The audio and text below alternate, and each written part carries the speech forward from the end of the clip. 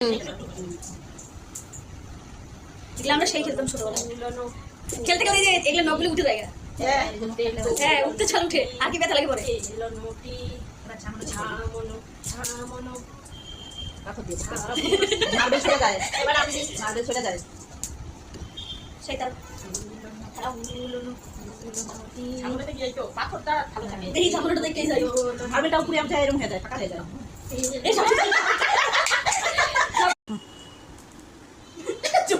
মাঝখান থেকে তোর মাঝখানে টাই যে এটা কি করব এখন একটা এই দুটো একটা করে তোর উপর থেকে ঢিলিয়া